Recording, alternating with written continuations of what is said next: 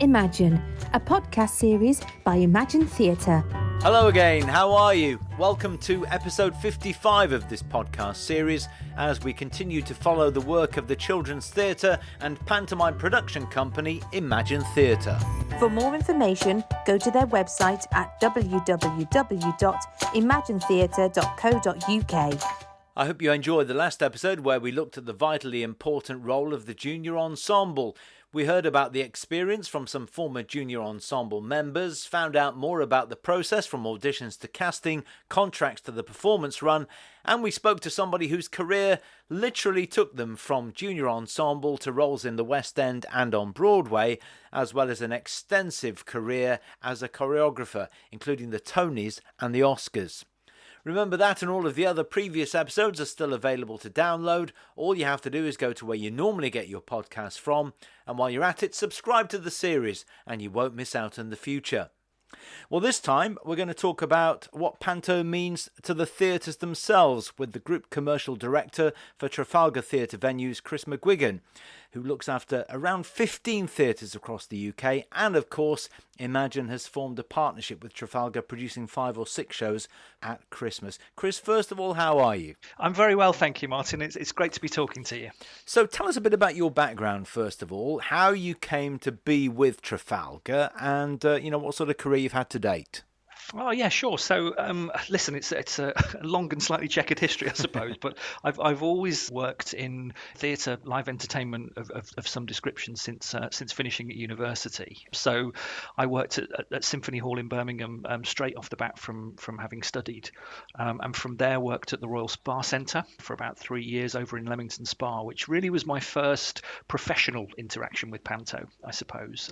Working with Mark Andrews Productions were the incumbent producer there at the time, and from there got a job with the Ambassador Theatre Group, where I worked in a variety of marketing roles and was involved quite closely with First Family Entertainment when that was set up, and started producing those pantos for the ATG venues. And then from sort of 2016 onwards, I worked at Kudos Entertainment, and really in their HQ Theatres division, but actually with quite a close relationship with the pantomime division over there as well, and then latterly landed at Trafalgar, where we are, as you say, pulling together a venue portfolio, and pantomime is a very, very important part of that, particularly in the UK regional business. So I've kind of been here, there and everywhere over the years, I suppose. So tell me a bit about the Trafalgar Group. We do all sorts. My particular role is focused on Trafalgar Theatres, which is obviously the venue operation side of the business. They acquired HQ Theatres from Kudos just sort of post-pandemic March 2021, and since then have been building the business, I suppose, and integrating it into the wider Trafalgar portfolio. But the group itself is very broad. So as you say, we have 15 theatres in the UK. We have one in Australia, which I haven't yet had the chance to visit. Nobody will pay for the airfare, I don't think, but yeah. But we also have a producing arm in-house. So Trafalgar Theatre Productions produces shows in the West End, overseas and on tour. We also we have Jonathan Church Theatre Productions, which is a subsidiary company, which again is part of that producing output. We own and operate a company called Trafalgar Releasing, which is a live event cinema company. And those guys get all the exciting gigs going and capturing Coldplay and BTS and Metallica, and then broadcasting that live into cinemas. As if that wasn't enough to go at, and there are other moving parts as well, I should say, but the other sort of primary part of the business is Stagecoach.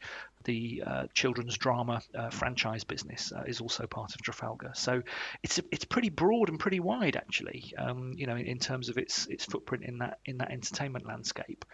I think the theatre side of things is very central to it, and it's the background that the senior team here at Trafalgar know and come from and understand. So we're having fun, it's fair to say, in all those different areas. Yeah, and it proves what a small world the entertainment business is, because you obviously worked at the Royal Spa Centre, which is now an Imagine venue. You obviously worked at First Family, so you'll know Laura Taylor and Eric Potts. I actually worked with a guy called Tony Church who is Jonathan Church's dad, and I spoke to Jonathan earlier today because he's directing the co-production between Curve and Sadler's Wells of the tour of 42nd Street. It's a small world, isn't it? It's a very, very small world, yes. And I always say to people, don't fall out with anybody, don't burn your bridges, whatever you do, because you can guarantee that, you'll interact with people again, regardless of what those circumstances might be. So, yes, everybody knows everybody else. And So do you remember maybe the first panto you ever went to see as a child? Do you know, I remember it really clearly, actually, which is probably says something about me, actually. But it was the Davenport Theatre in Stockport. I was born and bred in Macclesfield in Cheshire, so that was kind of my local venue. And it was Ken Dodd in a production of Puss in Boots in, I think, 1986, believe it or not, all that time ago. And I went along as part of a group booking. My mum and dad worked for what was then ICI, the pharmaceuticals company. And ICI used to take a large group of kids along to see the panto. And so I went along, and I remember it actually really, really clearly. And I think partly because I think we met Ken after the show, and I was a 8-year-old, 9-year-old, whatever I was at the time. And that was just thrilling, kind of seeing somebody who had been up there entertaining us. And many, many years later, whilst working in Leamington and in other venues, I had a bit to do with Ken as he was, still touring his show, even in his later years. And I had some very entertaining conversations with him about that show and about his memories of the Davenport Theatre in Stockport. So yes, that was my first ever pantomime. That's another coincidence, because the first pantomime that I ever remember, it may not have been the first I went to see, but it's one that really stands out in my memory, was Ken Dodd in Robinson Crusoe at the Theatre Royal in Nottingham in about 1974, I think it was. How funny. There you go. Yeah, that's strange, isn't it? So Very strange, in the 21st century, especially after COVID, what does panto mean to the Trafalgar venues? Because we hear so often about maybe smaller venues, sometimes large venues, who survive throughout the year on the revenue that they bring in from their panto season. Yeah, I think that's absolutely true. I think it's never been more important, I think, than it is in this post-pandemic period, both from a financial, commercial perspective, I suppose, in terms of what it generates and what it delivers to venues up and down the country and to the sector as a whole. But also, I think, just in the kind of spirit of pantomime, it's important. And I often say, not only is it the first trip to the theatre for so many children and young people, but actually it gets woven into the fabric of the buildings that it takes place in. And if I think about our theatre teams around the country, that they all look forward to it, they're all interested in it right through the year. They want to know who's cast, who's coming back from last year, and it just becomes part of that cycle. And I think having that interrupted for a couple of years was really difficult, actually. I found both of those panto seasons, the first one that just didn't happen at all, and the second one that was disrupted, actually really, really difficult, because we were all out of that usual cycle of enjoying ourselves and getting back in contact with people that we know, and just hearing all the gossip, I suppose, that goes around at panto season. In terms of the commercial side of things, I mean, across our group, pantomime is worth somewhere between 15 and 20% of our total box office annually.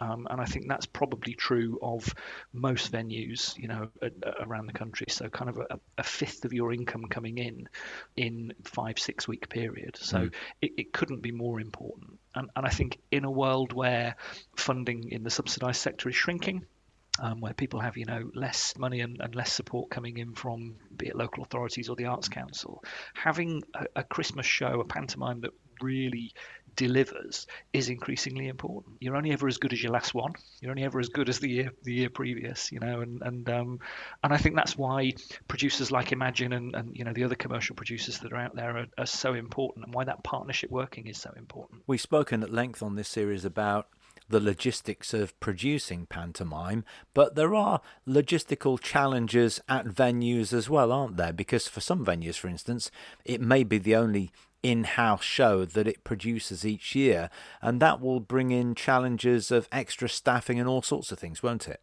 Yeah, for sure, and they're definitely more connected to the panto production, I would say, than any other show that tours in there. You know, even those venues that regularly take the week-long shows or the big musicals.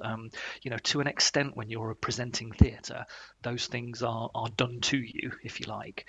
Pantomime occupies a different space to that. Actually, it belongs to everybody, and yes, you know, regularly members of staff will work above and beyond in order to make the panto happen.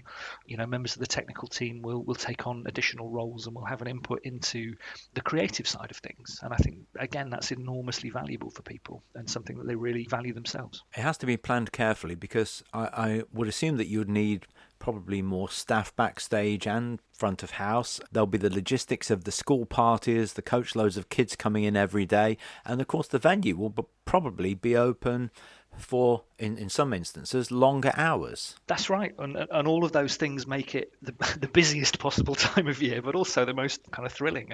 And listen, I'm a firm believer that theatres are, you know, theatres. They're not churches. They're not there to be admired and looked at with nobody in them. They're there to be used, and they're there to be animated, and you know, they're there to have audiences coming into them. To do that 12 times a week, you know, during that Christmas period is fantastic, and I think it motivates the teams in the venues as well. It's hard work, you know, as we know it is, and that's just as true off stage as it is on stage. But I think it gives them that boost, and it gives them that lift that they need. And you know, you've got hordes and hordes of people coming out, having had a wonderful time, telling you they've had a wonderful time, smiling and enjoying themselves. So yeah, really, really important. It really is a shop window for the venue, isn't it? Because hopefully many of those people who would not ordinarily go to the venue maybe during the year will hopefully come back, especially children. Yes, and I think we see that increasingly, actually. And again, I'm a firm believer that getting people across the threshold, getting them to have a really great experience, you know, is one half of the marketing battle, actually.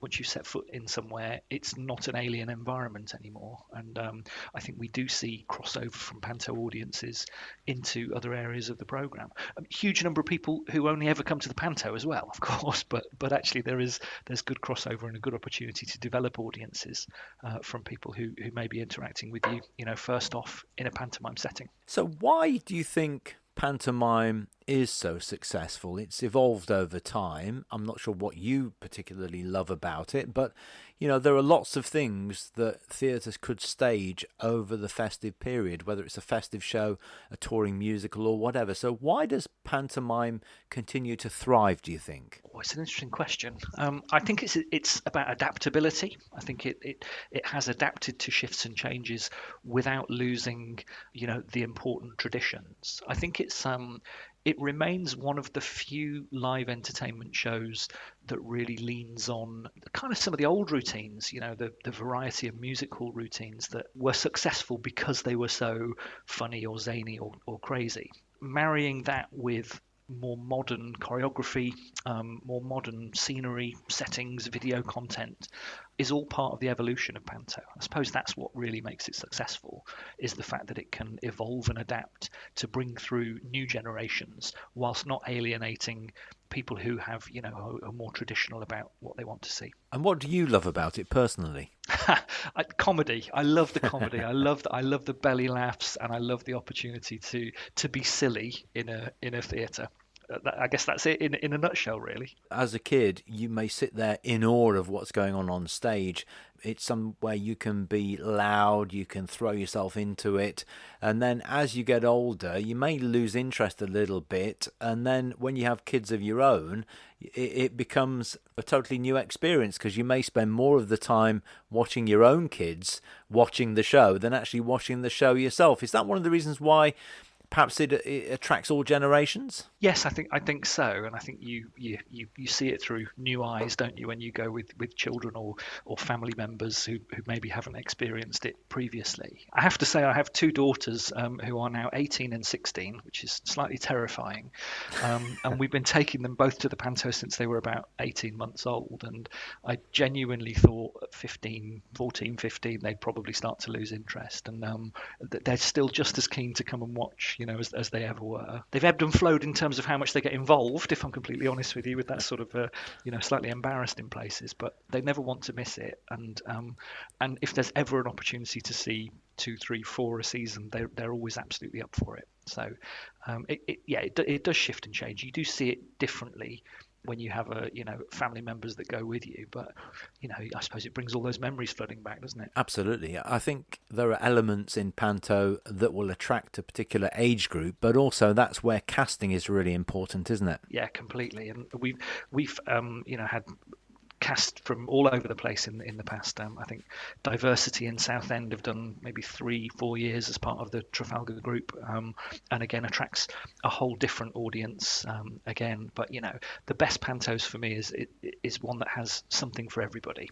Something to attract different ages, and that really kind of pushes the buttons in terms of comedy and music and just all round entertainment. I think it's really interesting as well because not you personally, but the group, if you like, works with 2 totally different panto producers. Obviously Imagine produce a number of your shows, but Crossroads do as well, and that must be an interesting experience working with maybe 2 slightly different styles of production. Yeah, I think that's right. It's certainly interesting when it comes to casting conversations, I can tell you. And both companies suggest the same name, and you're not quite sure where to go. We're a little bit, poacher and gamekeeper in the same scenario, I suppose. Both companies have got a lot to recommend them to audiences, and I think the storytelling that comes through in the Imagine productions for me is absolutely central to things. And I think where Steve and Sarah and Laura and others get that right is in making sure that all of the traditional panto elements are in there, but there's still a really strong sense of story. So yes, both completely different, but no less entertaining for that. So you must have seen hundreds, if not thousands, of pantomimes over the years. Which would be your favourite, do you think? Oh, it's almost impossible to say. I once saw 27 pantomimes in one season. That was my record. And you're still having counselling for that? Well, it almost. I remember sitting and watching the Chuckle Brothers in Southampton on about, it must have been January the 1st. It was panto number 25, something like that. And I was so fed up, and everybody around me was having the most amazing time. And I think I just hit a panto wall where it was kind of enough already. That said, I'm still crazy enthusiastic. I normally average maybe 8 to 10 shows a year, including our own and including a handful of other ones. I don't know if I have a favourite. I don't know if I have a favourite title or if I have a favourite show that I've ever seen. I've enjoyed shows at the Birmingham Hippodrome. I very much enjoyed Swansea this year, and I know that was an award winner at the Panto Awards. But I thought that was a really superb production, both in terms of how it looked and in how the audience interacted with it. And again, traipsing around and seeing things, you're always cheered up when something comes along and really hits you between the eyes. And for me, the Imagine production in Swansea did that this year. It's interesting because I think most people would pick from 2 or 3 favourites, and Cinderella would be up there. Aladdin maybe would be up there. A lot of the elements are very similar, I guess, but in terms of the title, you don't have a particular favourite then? I would say that as somebody who sees a lot of pantomimes, actually something different is usually helpful, a different sort of story. And Swansea was Beauty and the Beast this year, and actually is not a title that I've seen very often, and I thought it was wonderful. So I would always take a slightly different title rather than some of those, kind of big hitters, I guess. That's an interesting discussion because, with the job that you do, you'd probably think we should go with a safe title because that will definitely sell tickets. Whereas as an audience member, you might want something a little bit different, which may not sell so many tickets. That's an interesting sort of paradox, isn't it? Yeah, it is. Yeah, yes, very interesting. I suppose with the commercial hat on, you would go down, Cinderella, Aladdin, and Peter Pan's, wouldn't you? Kind of all the way.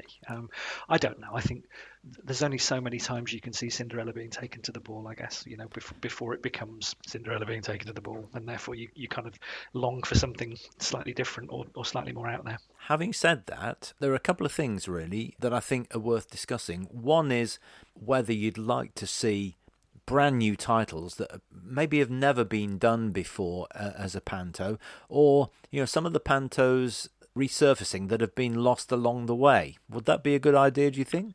Yeah, I think so. I think there's something that that has to be familiar about pantomime, I think. So I'm not sure an entirely new title, that's not part of the panto canon is something that it would be a risk, I suppose, wouldn't it, to do something like that. But I think some of those titles that maybe have got lost or have maybe waned over the years, could be resurrected, and I think that would be quite interesting.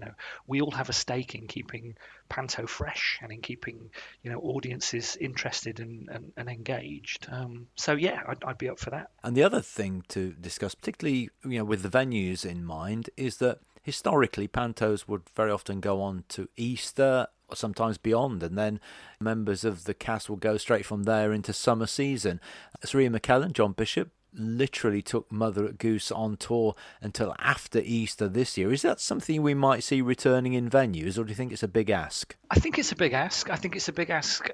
Because there aren't that many Ian McKellens and John Bishops out there who, A, would be prepared to do that, and B, would draw an audience for that length of time.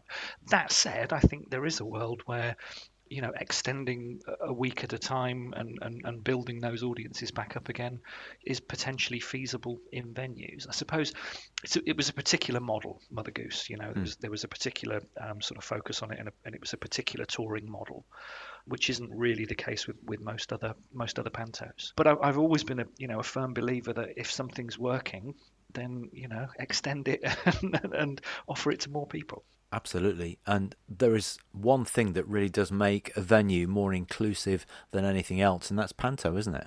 100%, yeah, 100%. And you only need to look around the audience at any panto performance, and you will see diversity in terms of age, diversity in terms of ethnicity. You'll see, young and old alike, enjoying themselves and laughing at different things, and sometimes laughing at the same things. Now we're just over halfway through the year now, and the countdown begins, and we've talked about what that means at Imagine headquarters, but what does that mean with the Trafalgar Group, with the 15 venues you have? In panto terms, we are on sale year round these days, so we spend September, October, November working through titles and schedules and pricing and so on and so forth, with a view to the shows being on sale on the day that the prior year begins, if that makes sense. Mm-hmm. And then it is a year-round focus.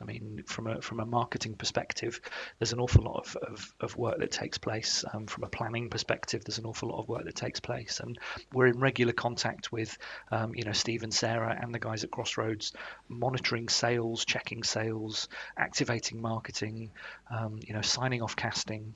It really is a year-round job. And when I worked across the way at Kudos for a period of time, I had a colleague who worked solely on the panto side of the business, and he used to just crack up at the number of people who would say to him, "Oh, what do you do the rest of the year?" And he's kind of like, "Yeah, we're producing all of these shows, and the logistics of doing that mean it's busy all year, and then it gets even busier towards the end of the year." And because the tickets have been on sale for half of the year already, are you already sort of analysing the sales so far and whether you're meeting targets and so on? Yep, absolutely. We are obsessed and look at them forensically. We'll base every week we'll produce a report that benchmarks against the same week last year, so that we can see where we might be ahead or behind, and so that we can take action. And it's a complicated thing. If you announce casting early one year, then obviously you would see an increase in sales that might not be reflected in the following year until you make the same casting announcement or a similar casting announcement.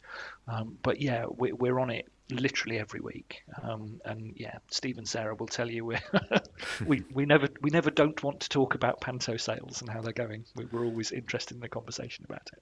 And we've talked at length about how the genre itself has evolved, but venues and how they deal with panto has also changed over time. There was a time where there'd be more 3-show days, for instance. There was also a time where there would definitely be an evening performance, 7:30 or something like that.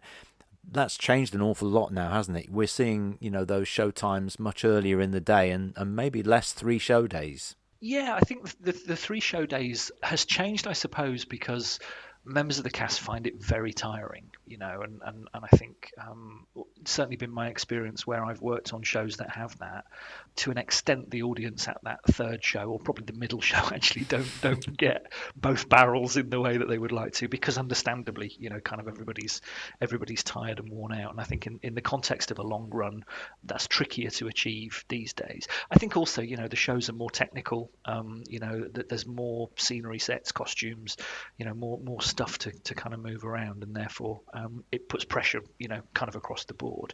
We follow the market, if you like, in terms of show times, and again, it's something else that we will analyse year on year and just assess what is the right time for that show to take place. I think our experience suggests that if you go later, you don't necessarily attract, more of an adult audience, and actually it's a bit too late for the families to go. But we still have some 7:00 shows in the schedules. That's fairly typical. And then yes, the usual run of kind of matinees and early evening 5:30s, that kind of thing. The turnaround in between shows is particularly scary for any crew members, I have to say, but I think for cast members, my recollection of 3-show days is that sort of Groundhog Day, deja vu moment in the middle of a show where you think, have we not just done this bit? Yeah, I can imagine. It's a lot to do, isn't it, in one day? It certainly is. And in terms of this Christmas, certainly post-COVID, are things actually picking up again now? Are we pretty much back to where we were before COVID? Do you know, we're not far off, actually, and I've been incredibly cheered up by that, but both by the pace of recovery and I suppose the confidence returning. I think we've seen shifts and changes in the regional theatre model around the types of things that people want to see. If you're trying to sell a comedy show or a musical, or something that is a known quantity, you're probably having a better time of it than somebody who's trying to produce a brand new drama, straight off the bat for an older audience, I guess. I think panto recovered incredibly strongly last year, and all the signs, and I'm touching wood now, but all the signs are that recovery will continue, through this year, and it will be back to what it was. And listen, long may that continue. Absolutely. We've talked an awful lot before about the importance of panto for theatre itself in terms of bringing children in to see live shows for the first time, but also getting people through the door who may then come back and see many other things during the year. It is really a shop window for the arts in many ways, isn't it? That's why it's vitally important that it does well. 100%, yeah. It's also why things like the Pantomime Awards are important. That's a bit of a shop window for panto as a sector.